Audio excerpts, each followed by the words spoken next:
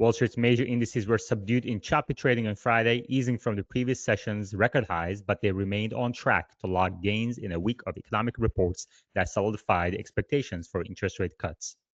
The Nasdaq briefly hit an intraday record high on Friday. On Thursday, markets were boosted by a rally in shares of Tesla and Micron, while the monthly inflation report kept the U.S. central bank on track to cut rates next week.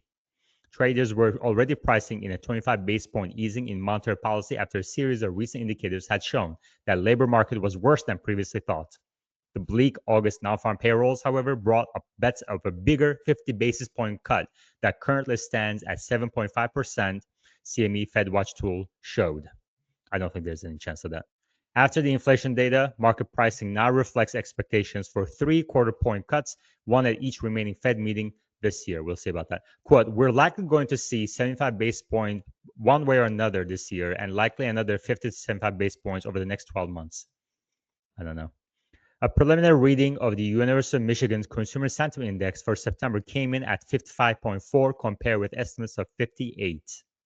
Declines in communication services sectors, including Alphabet and Meta, offset gains in the heavyweight tech sectors on the S&P 500. Energy stocks on the benchmark index were higher, tracking near 2% surge in oil. Meanwhile, losses in industrials and consumer discretionary stocks weighed on the Dow.